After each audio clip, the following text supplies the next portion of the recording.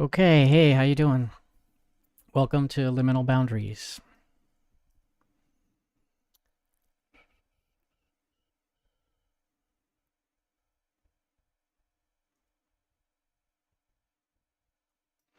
Okay, let's talk about this channel a little bit because this is the first video.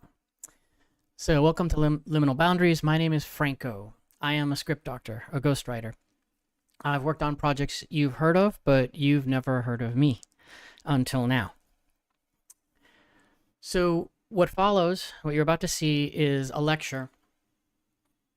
It's the lecture portion of a weekend writing workshop that I do called the Screenwriting Masterclass.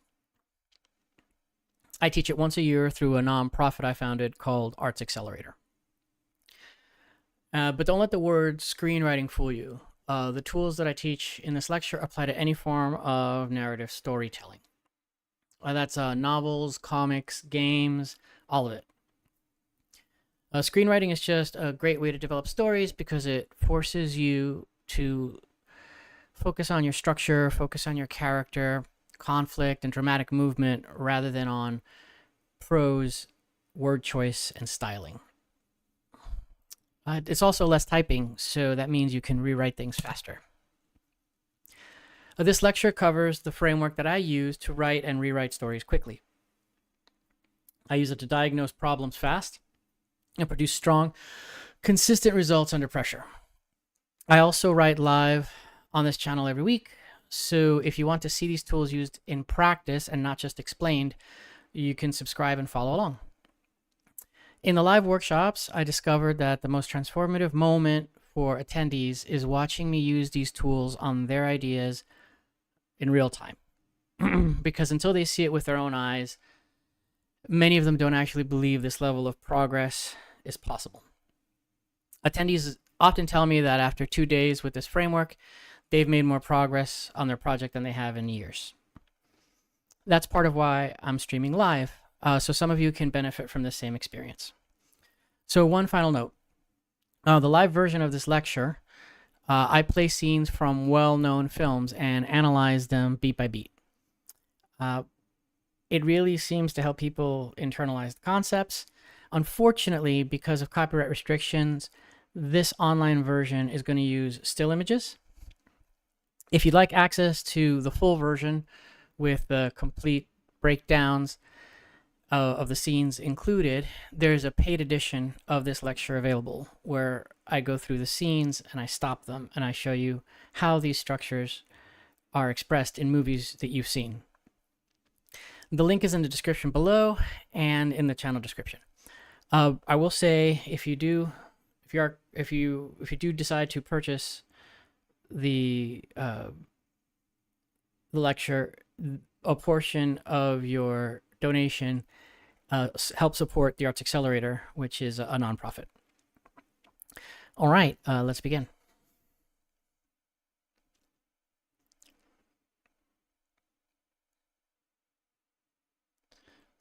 I'm going to take a second. All right, here we go. So welcome to Liminal Boundaries. This is the channel. And we start with what you won't learn. So what you won't learn in the Screenwriting Masterclass is screenwriting. There are plenty of great screenwriting classes for that. I recommend you take them. Read all the books you can. What you will learn is what I call the meta, and that's the game within the game. So there's 3 tools that make up this toolkit. One is called the story tool, the other one's called the character tool, and the third one's called the engagement tool. So the 3 tools, once again, story, character, engagement. Why? So you can solve story problems in real time like a boss. That's what these tools allow you to do. They're useful for movie and TV writing. They're useful for prose and novels. They're useful for auditioning if you're an actor and you need to do rapid scene analysis. They're useful for improvisation and even directing actors on a set. Okay, it's masterclass time. The first tool is the story tool. And this is what I call the universal dramatic structure. So the story tool, the universal dramatic structure is 4 components: a setup, escalations, a twist, and a resolution. That's a story. So what's a setup? A setup is the establishment of a game that you can win, abandon, or lose, or postpone. So there's 3 possible endings. You get what you want, you don't get what you want, or you postpone getting what you want. You want to keep your setup simple, and you want to keep it short. After the setup, the next element of a story is called the escalation. Escalations are actually 80% of your running time. Whatever story you're telling, the majority of it should be escalations. A series of escalations, 3-ish, on the game established in the setup. And this is very important. They are escalations of the setup, right? So you set it up, you set up the dramatic game, and then you escalate it at least 3 times usually. Each escalation raises the stakes. So you want to order your escalation in increasing stakes. Then you get a twist. And this is an unexpected development, usually towards the end. And finally, you get your resolution. And this resolution resolves the game. It lets you know how the game ended. So normally here, I would show you a scene and show you how this plays out in a real movie. But again, because of copyright, I have to restrict this to the paid version on another platform. But I will give you many examples with still images throughout this lecture. Let's see. Okay. So what's special about these tools is that, or the story tool and the other tools, is that they work at different layers of your story. In other words, the same set of tools is useful to structure your story. Let's say you're making a feature, right? This will structure your 4 acts. This will structure each individual act as well. And within an act, there's usually a series of sequences, usually 3. And this will structure that as well. And finally, you can use it in each individual scene. So you can just look at the scene and use these tools to develop it. One of the reasons I love using these tools is because they're so simple. They're simple, and you don't have to keep a lot in your head. You can just reuse them. So at the structural level, let's look at some examples of the story tool, right? Remember, the story tool is setup, escalation, twist, and resolution.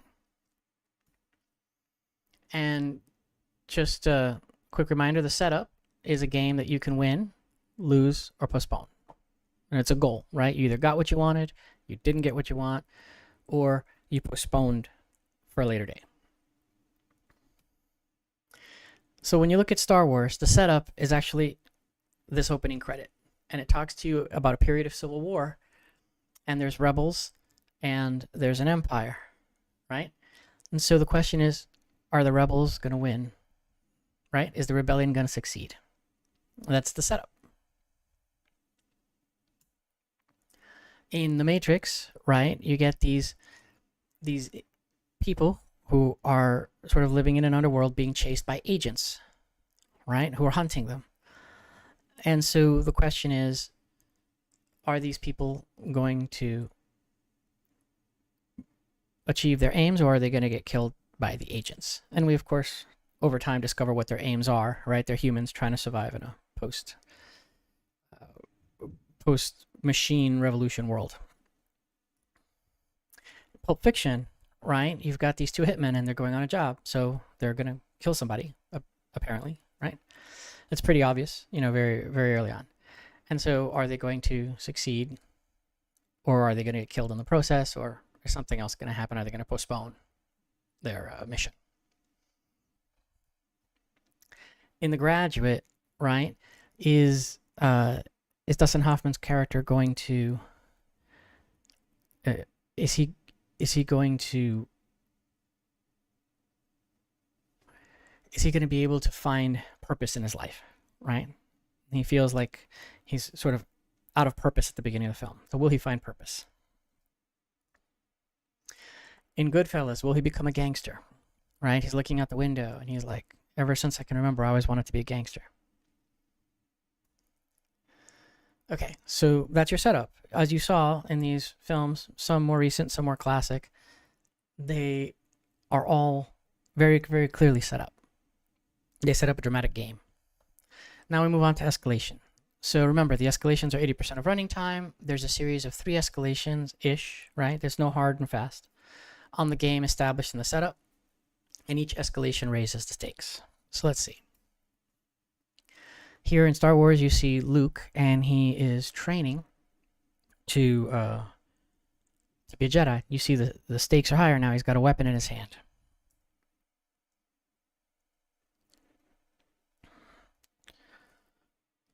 And he's rebelling against the Empire. He's training, for his rebellion. Here in The Matrix, you get a similar beat in the story where he's learning to train to hack the Matrix. And in The Graduate, right, one of the escalations is he falls in love with Elaine, which, if you know the story, he's having an affair with her mother. So when you're having an affair with a woman and you fall in love with her daughter, then you've got some explaining to do that will threaten the relationship with her daughter, if the truth comes out. In Goodfellas, one of the escalations is they sell drugs after Paulie, the leader of their gang, tells them, whatever you do, don't sell drugs. They're selling drugs. So that opens them up to sanction from their gang, which could be, being murdered by their own gang members. And so those are examples of escalations. So now we move on to a twist. A twist is just an unexpected development. It's usually towards the end. So one of the twists in Star Wars is that the Death Star has a flaw, right? The Death Star, for those of you who haven't seen it, the Death Star is this giant weapon that the Empire is using that can destroy entire planets. And so the rebels are afraid that it will crush the rebellion, but then they learn that it actually has a design flaw and it can be destroyed if a weapon is fired precisely to a certain point under certain conditions.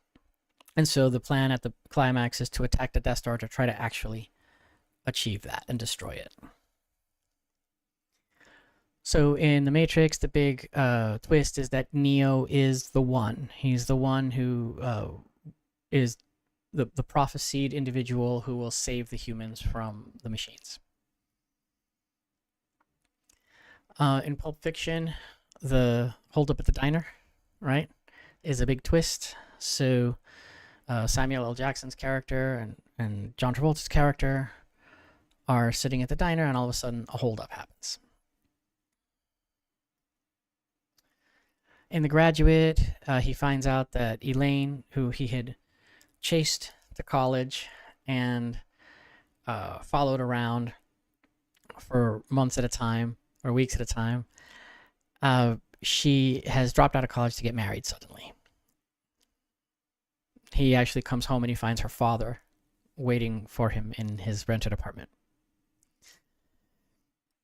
Okay, Goodfellas. The big twist is when Paulie, the leader of the gang, basically kicks Henry Hill out of the gang. The famous line, "Now I got to turn my back on you." Now Henry's got to figure out how to make money on his own without a gang. So let's talk about resolutions. So resolutions resolve the game. And let's look at some examples. In Star Wars, they blow up the Death Star. They did it. So at least for now, the rebellion has not been crushed. In The Matrix, Neo develops these superpowers, right? And he defeats the agents, protects the humans. In Pulp Fiction, Samuel L. Jackson's character does not kill the robbers and instead gives them his money and a lesson in life. He lets Ringo live. In The Graduate, Dustin Hoffman, who you can see there at the top of the screen, he crashes the wedding and runs off with Elaine. And in Goodfellas, Henry Hill rats on everybody in his mob gang, so they all go to prison because he turns them all in. He testifies against them. Okay, so that's the story level, right? We're looking at the whole story. Now let's look at the scene level. American Beauty has some great examples of this. So this is a script excerpt from American Beauty. It's one scene, and I'll read it with you. So you see the high school band plays on Broadway. On the gym floor, the girls perform. They're well rehearsed, but too young to carry off the ambitious Vegas routine they're attempting. Lester, watching from the stands, picks out his daughter. Here's her setup. His POV, Jane performs well. That's his daughter. Concentrating. Dancing awkwardly next to her is Angela. Suddenly, Angela looks right at us and smiles, a lazy, insolent smile. Lester leans forward in his seat. So now there's something going on between Lester and Angela. In the first escalation, his POV, we're focused on Angela now. Everything starts to slow down. The music acquires an eerie echo. We zoom slowly towards Lester as he watches, transfixed. Okay? Then, escalation 2, his POV, Angela's awkwardness gives way to fluid grace, and on Broadway fades into a dreamy, hypnotic music. The light on Angela grows stronger, and the other girls disappear entirely. So now you see this connection is happening just between them. There's more privacy. Now, for those of you who haven't seen the film, during this scene, Lester's wife is right next to him. But as this sort of focusing in on attention happens, everything around them disappears, and it's just his character and her character. Okay, Lester is suddenly alone in the stands, spellbound. Escalation 3, his point of view. Angela looks directly at us now. So she's looking directly at Lester. We're experiencing it as if we were looking through his eyes. Dancing only for Lester.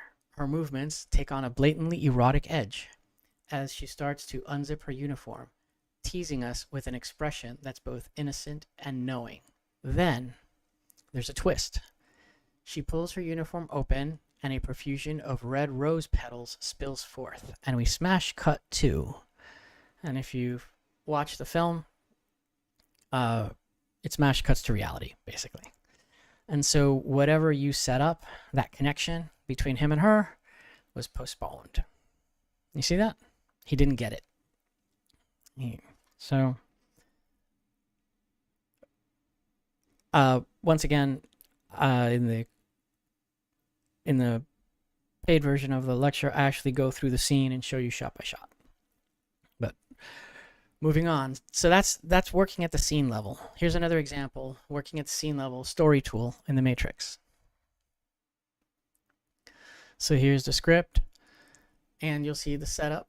The room is empty, and Morpheus says, let me see if I can put this here. Yeah, Morpheus says, good. Outside there's a scaffold. Oops. Let me bring that back. Morpheus says, good. Outside there's a scaffold. Neo, how do you know all this? So we've got our setup, which is go to the scaffold, right? Will Neo get to the scaffold? Morpheus laughs quietly. Morpheus, the answer is coming, Neo. There is a window in front of you. Open it. Escalation. So if you want to get to the scaffold, you have to climb out the window. Now, for those of you who haven't seen The Matrix, in this particular scene, he's in a high-rise building. So he's got to climb out the window of a high-rise building. Very scary. And then Morpheus, you can use the scaffold to get to the roof. Neo, no, it's too far away. Escalation 2. Morpheus, there is a ledge. It's a short climb. You can make it.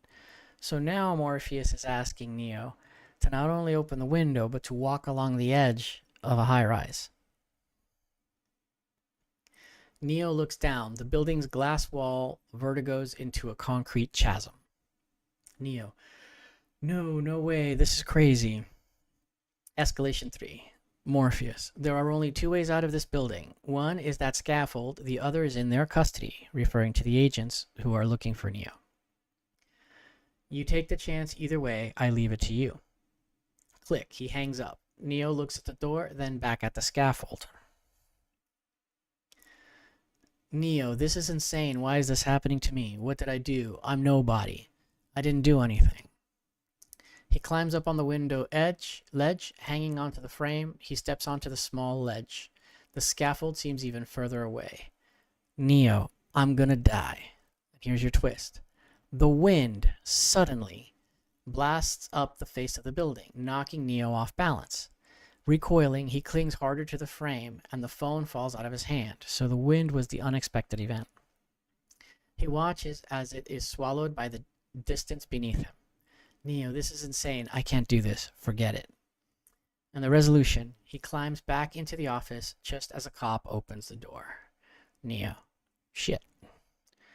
Skyscraper, exterior. The agents lead a handcuffed Neo out of the revolving doors. So he got caught, right? He didn't achieve his goal of escape. And again, I'll walk you through this in the non-copyright monitored version of this lecture. Okay, so here's another example. Again, it's the story tool, setup, escalations, twist, and resolution in Star Wars. And this is the scene where Luke Skywalker ends up shooting the torpedo into the Death Star and blowing it up, which I go over in the paid version of the lecture. Okay, so there's one more scene which I cannot go over here, but it's my best friend's wedding. So for those of you who are interested in how this plays out in a comedy, in a character-driven scene, it's the same rules. They work the same way. And I can show you the examples beat by beat in the non-copyright version of the lecture. Okay, so hopefully by now you understand the story tool.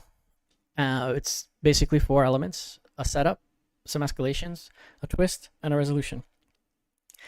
And hopefully from the examples you saw, you notice that it's actually embedded in almost every moment of a movie you're watching or a story you're reading, if it's well written. And it structures the entire story, which is the first set of examples I gave you. And it also structures the, even the individual scenes and every element in between. So it goes from the scene to the scene sequence to the act to this whole story structure. So that was the story tool. Now let's talk about the character tool. What is a character? Surprisingly, a character isn't as much as you might think it is. For the purposes of the character tool, all a character is a series of properties. It's a name. We need to know what to call the character. A description. We need to have an idea of what the character looks like. Even if the character is invisible, we need to know it's invisible, right? The character needs a game, right? The character has to have a purpose, something they're trying to achieve. Remember when we talked about the dramatic setup, right? Well, the setup is you're setting up a game, right? It's a goal that you can achieve, abandon, or postpone. And then each character, in addition to having a game or a goal they're trying to reach, they also have a strategy. And the strategy is how they play the game. Are they bullies? Are they manipulative? Are they sneaky? Are they shy? Right? That strategy tells you who the character is, right? So if you have a shy warlord, right, and he's got to win this battle, and he's really shy, maybe because he's got a stutter, right? You've got some interesting tension between the goal, right, and the strategy. If you look at one of the most interesting choices that was made a long time ago in the movie Alien, was to cast the action hero, in this case a heroine, right, as a female. If you watch Alien, the main character could have been a man. You could have just cast a man in that role, but because it was cast as a female, you get a different level of vulnerability in the role, and that was kind of brilliant at the time. And finally, a character's 4 decisions, and this is probably the most crucial sort of thing to focus on when you're learning this tool. The 4 decisions, they're going to be very helpful in helping you write your stories. But first, let's start with the name. So the character's name is just the character's name. Don't overthink it. Use a placeholder to keep moving forward till you come up with a good one if you don't have a good one right now. And then there's the character's description. You want to keep that simple too. One thing you might do when you're describing the character, and description, to be clear, is whether a character is a large person, a small person. Are they a female or a male? Are they a child? Are they elderly? Right? These descriptions, what you want to think about is, if the description changed, how might it impact the story? If I made the male female, right, and there's a lot of physical difficulty, right, especially things that might require strength, right, or explosive power, well, if you cast a female up against males, that raises the stakes inherently, right? What if I change the character's ethnicity, right? What if I change their race? What if I change their beauty? One of the things that's very interesting about Hollywood films is how good looking most of the actors are. And especially on TV, you see this a lot. And sometimes it's a little jarring because it's so different from reality. So what if, you had a bunch of pretty characters and then one who wasn't so pretty? What if a character was heavy or skinny, right? How would that change? What if they were younger or older? How would that change the way that the challenges that they face in the story? Yeah. Some examples of this that are kind of interesting are in the Jurassic Park series. You often see children being chased by the dinosaurs, and this has, again, the effect of increasing the vulnerability of the character, so it inherently raises the stakes.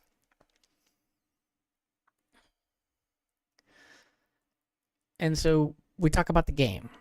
The game is what the character is trying to do. And the setup in the story establishes the game. That's what the setup does. So then we have the strategy. It's how the character plays the game. So are they bold? Are they anxious? Are they manipulative? Etc. This is different from their appearance, right? In fact, sometimes it can have great tension, right? In fact, the whole movie Boss Baby was based on this, right? It's the appearance of a character is very vulnerable and small and helpless, and then a strategy of pursuing their goals in a very demanding and domineering and aggressive, assertive way. So one of the nice shorthands that you can use here is to think of a person being big, small, quick, or slow in the way that they express themselves. Now, what's interesting is that the initial strategy in many stories is often the opposite of how they end up, because stories generally have what's called a transformation arc for your main character. So something changes. It doesn't always have to be the main character, right? There's some stories where the main character remains the same, but the world around the main character changes. But either way, you see that their strategies will sometimes change. And when they do, they're usually at the end the opposite of what they were at the beginning. I'll show you a bunch of examples in a sec. And finally, the 4 decisions. And so this is where the meat of the writing process occurs, in my opinion. So with the 4 decisions, you're really defining a character arc. So when people talk about what a character arc is, it is literally 4 decisions that the character makes throughout your story. The first decision sets up the character. It sets an expectation of how this character is going to behave. This is a person who's got a goal. This is how they're pursuing the goal. So now we know what we're dealing with, right? It's a coach who wants to win the football game and he's abusive, verbally. Now we know what we're dealing with. We're dealing with a verbally abusive coach who wants to win, the athletic season or whatever. The second the second character arc decision reveals how the character reacts to adversity. When pursuing their goal, they actually get challenged in a meaningful way. The third decision, it's best when it contrasts or sets up the fourth decision. So in a way, the third decision is the one you do last, right? Because you want to know what the fourth decision is first. Okay, so what's the fourth decision? The fourth decision resolves the arc, and it shows change, usually through a change in strategy, right? So let's go through some examples of each of the properties of a character in the character tool. So description. Character tool examples of descriptions. So here's Luke Skywalker. He's a blonde, he's a teenager, and he's poor. Here's Neo in the Matrix. He's handsome, nerdy, and disheveled. And here's Henry Hill in Goodfellas, and he's young and wholesome looking. Here's Benjamin in The Graduate, and you see that he's mousy and slight.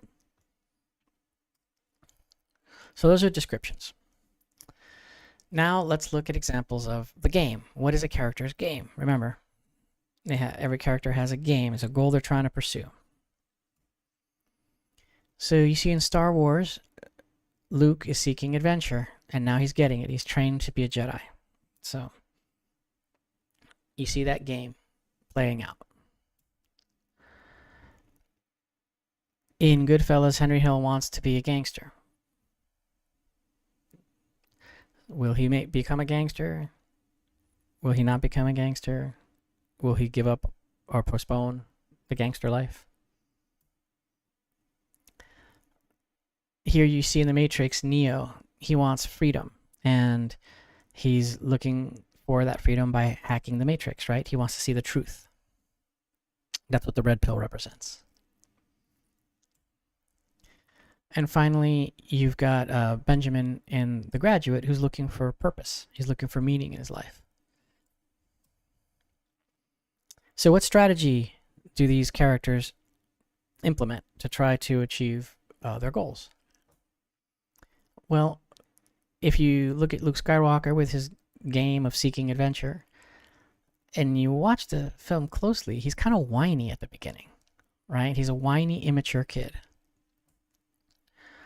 When you look at the Matrix, you look at Neo, and he wants freedom, the truth. And his strategy is hacking. He's trying to hack the system.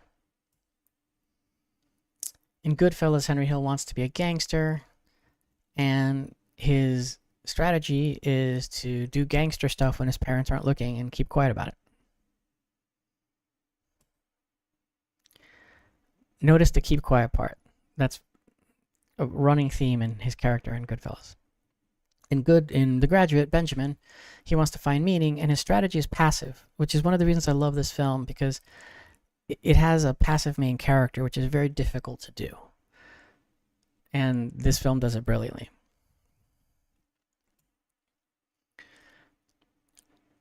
So now we've seen the game, and we've seen the way that the characters develop strategies to try to achieve their goal, to win their games. Now we look at the decisions. So what are the 4 decisions these characters make? Well, if you look at Star Wars, at the beginning, Luke agrees to go to Alderaan only after his family is killed by the stormtroopers.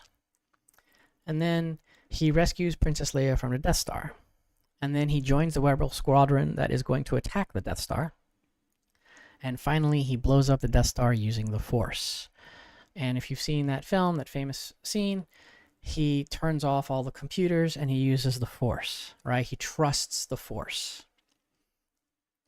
And at the end, of course, he's a hero because he used his Jedi powers to save the rebellion. So he got the adventure he wanted. In The Matrix, you see Neo, his first big decision is to take the red pill, which is the truth pill. And then he trains to fight the machines. And then he volunteers to rescue Morpheus when Morpheus gets captured by the agents. And finally, he kills Agent Smith and promises to save the humans. So he becomes kind of like a savior character. You'll see in Pulp Fiction, Samuel L. Jackson's character, he kills for money. And then he takes his survival as a miracle. There's a scene where he gets shot at many times. And he doesn't get hit. He takes that as a miracle. And then he decides to leave the life of crime. And then when he's at the diner and Ringo and his girlfriend decide to hold up the diner, he lets them go without violence. So you see the transformation, a killer to a pacifist, right? And you see he's like an unknown hacking sort of in the Matrix, Neo starts off as like very low level and he becomes basically a human god, right? In the Star Wars, you get this boy who's looking for adventure and at the end he's a hero. So hopefully you see the pattern that the first decision and the fourth decision develop the arc. The Graduate, in the first decision that Benjamin makes is to give in to Mrs. Robinson's advances. And then he dates Elaine in order to please his parents. His parents are actually the ones who talk him into it. And then he finds out that he really likes Elaine, so he pursues her. And finally, he runs away with Elaine at her wedding. And one of the reasons this is such a wonderful film and writing achievement is because he starts off as such a passive character. And if you look at his arc, he's very passive in the first and in the second decisions. But his third and fourth decisions are increasingly active. And the last decision is incredibly bold. So he goes from being somebody who is very listless to somebody who's very driven. He's found meaning and he knows what he wants. In Goodfellas, the first major decision Henry Hill's character makes is he does not rat. He gets caught by the police and he goes to court and he doesn't talk. The second big decision is setting up the Lufthansa heist, which is what makes his career, so to speak, as a gangster. The third decision is to sell drugs, even though the leader of his gang tells him not to. And finally, he turns everyone in. So you see the change from somebody who never talks to somebody whose testimony basically destroys the entire mob family. So that's it. That's examples of the four decisions. Now, if this happens at the scene level too, and this is what's really fascinating. If you watch scenes carefully, you will see characters make decisions. And I have a wonderful example from one of my favorite movies, directed by Martin Scorsese. It's called Life Lessons. Unfortunately, I can't show it here for copyright reasons, but it will be available in the paywalled version of the lecture. But if you actually watch the scene, you will see when you can pause it, you can see the character who's driving the scene making these four decisions very clearly. And here's a still from one of the scenes and a still from another scene of Life Lessons. If you haven't seen this movie, I highly recommend it. It's one of my favorite films. It's a very, very deep psychological movie. It's part one of a trilogy called New York Stories. So if you look for it, you'd have to look for New York Stories, and then you'll see it's the first one. Okay, so we've talked about the story tool, and we've talked about the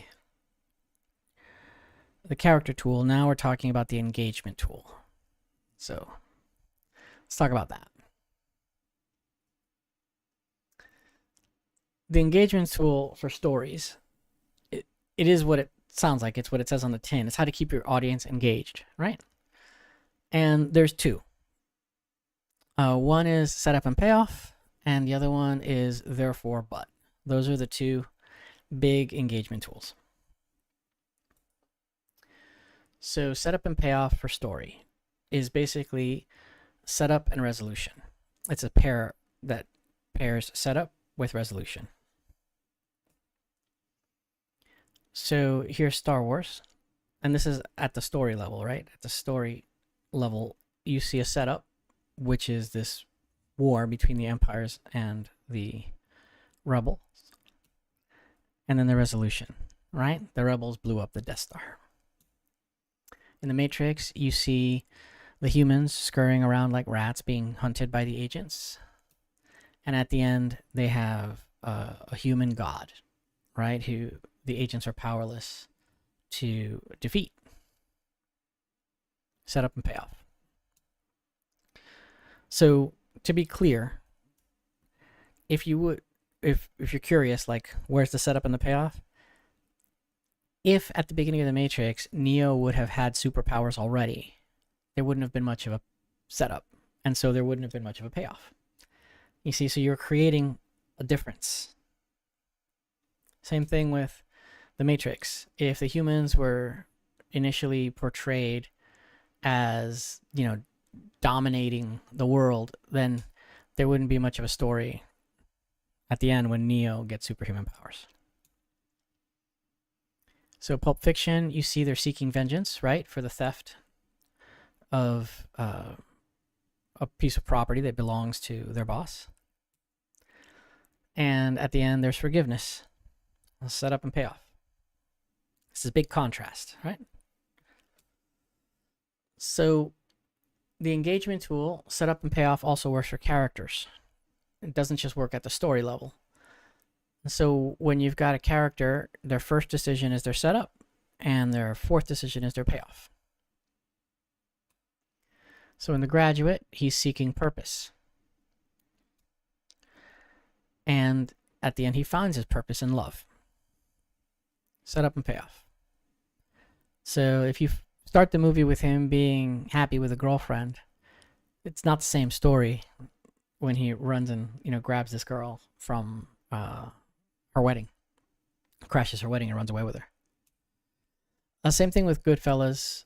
You see at the beginning he's very quiet and he's admiring the gangsters. Very quiet. And at the end he's talking. He sings. He turns everybody in. So that's setup and payoff for characters. It's a huge contrast between the first decision and the fourth decision that makes the arc very dramatic. Because that's what a character arc is. It's the contrast between the first and the fourth decision, right? So let's see how that plays out in Star Wars, right? In the beginning, let's see. Now we're looking at how the strategy changes, right? So look at Star Wars. Look at Luke. You see how he agrees to go to Alderaan, even after his family's killed by the stormtroopers. And so he's very dependent. He needs to be protected. And at the end, he is the protector. He's the one who blows up the Death Star using the Force. And you see in the Matrix, Neo's strategy changes, right? From the first decision to the fourth decision. You see that at the beginning, he's powerless, right? The agents he's cowardly. He won't go out, on the scaffold to escape the agents, and he gets caught. And he takes the red pill. And at the end, he's powerful. And he kills Agent Smith and promises to save the humans. Same thing, strategy. But in this case, this is kind of funny. So Samuel L. Jackson's character is a bad motherfucker. And he does not change that strategy. You see that? He makes different choices. But the way that he forgives Ringo is very ballsy. And it's very, very brave. So he's still a fearless man, so to speak. So at the beginning, he's amoral, though. And at the end, he's moral. He lets the hold-up couple go without violence. But both of those require a certain amount of bravery, right?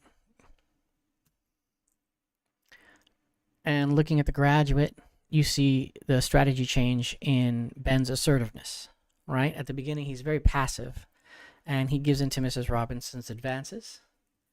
And then at the end, he's very active. He runs away with Elaine at her wedding. I can't imagine something more agentic, right, than crashing a wedding to run away with the bride. So Goodfellas, you see a strategy change, right? From the first decision to the fourth decision. You see that at the beginning he's very loyal and he does not rat, he's optimistic. And at the end he's disloyal and he's disillusioned and he turns everyone and he rats them out. So that's the first engagement tool, right? Setup and payoff. You want to look at places in your story where you can insert setups and payoffs. And the places that you want to start, the most important ones are probably in your character arcs and your decisions. First decision and the fourth decision. Then there's the engagement tool. Therefore, but. And that's the second one, right? After setup and payoff, we have therefore, but. So the way this one works, and hat tip to the creators of South Park, that's where I learned about this one. The engagement tool, therefore, but works like this. Instead of, when you're telling a story, instead of saying, and then this happened, and then this happened, and this happened, that's bad. And instead, you say, this happened, therefore this happened, but this happened. So when you think of the sequence of events in your story, you want to ask yourself, am I saying this happened and this happened? Or am I creating some sort of causal chain? This happened, therefore that happened, but this happened, right? So here's a really good example. This is the scene from The Matrix, where the one we saw earlier, where Neo is trying to escape out the scaffolding. And I'll read it to you because the text is small. But the room is empty. And then Morpheus, go outside, there is a scaffold. Neo, how do you know all this? Morpheus laughs quietly. That's your setup. You got to get to the scaffold. Morpheus, the answer is coming, Neo. There is a window in front of you. Open it. Okay, he opens the window. The wind howls into the room. You see, there's a therefore. The wind howls at him. There's an escalation because he opened the window. Morpheus, you can use the scaffold to get to the roof. Neo, no, it's too far away. But, right, you can use the scaffold, but it's so far. Morpheus, there's a ledge. It's short. It's a short climb. You can make it. Right? So Neo says it's too far away. Therefore, Morpheus encourages him. Neo looks down. The building's glass wall vertigos into a concrete chasm. Neo, no way, this is crazy. Another but. Right?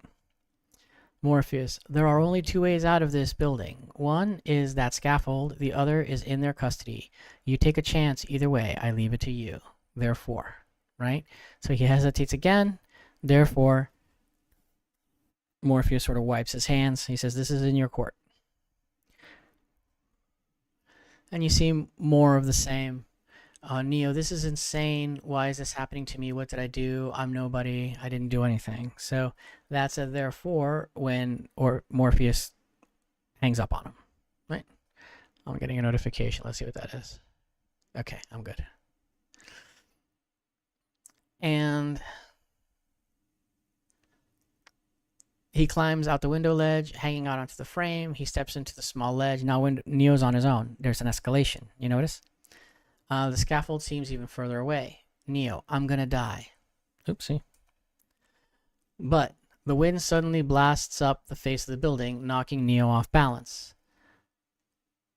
Recoiling, he clings harder to the frame, and the phone falls out of his hand. He watches as it is swallowed by the distance beneath him. Neo, this is insane. I can't do this. Forget it. Therefore, he climbs back into the office. So you see a series of therefores and buts in the scene, even at the scene level, in these like micro beats.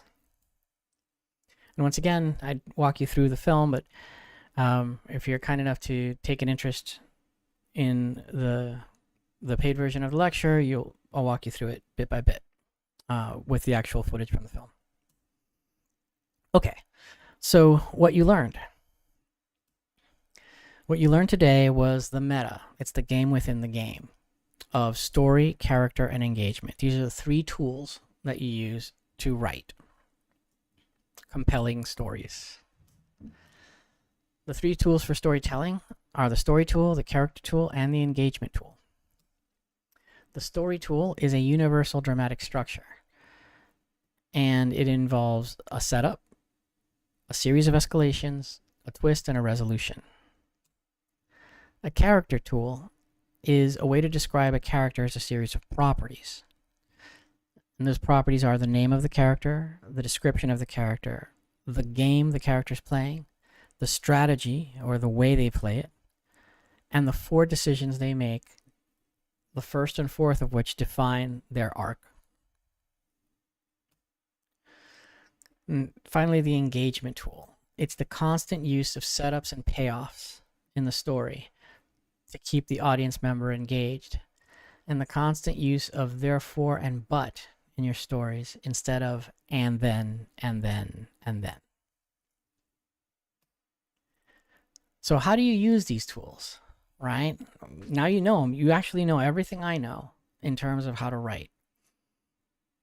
What I'm going to do in this channel, I stream weekly. So if you're interested in watching these tools in action, you can tune in and you can see me developing stories in real time. And you can see how I do it. Normally, at this point in the workshop, I do a demo. But I'm going to keep this video just to the lecture part. And the streams that come after this video, you'll be able to use as each one is basically a demo of me putting these tools to use. I think you'll be pleasantly surprised at the kind of quality and speed of output you can get by using these tools in a disciplined way. So normally here, I would do a demo and say, let's do an example together. And I use the story tools, the character tools, and very quickly merge them into an outline, which creates what, for many attendees of the masterclass, seems like a pretty well-developed story with well-developed characters very quickly. What's nice about this is when you get the hang of it, the story kind of starts writing itself. The dialogue starts writing itself. So if you've ever gotten blocked, usually it's because there's something missing in your understanding of the character's decisions, or there's something missing in your story. And so these tools really help identify, what the core elements you need in order to finish your story quickly are. And so you're less likely to get blocked. And that's it. I hope you found this. I hope you found this lecture useful. These are the same tools I use when I ghostwrite and script doctor stories and screenplays. And if you're interested in seeing these tools in action, I welcome you to watch the streams on this channel, and you can watch me writing live in real time. Thank you so much.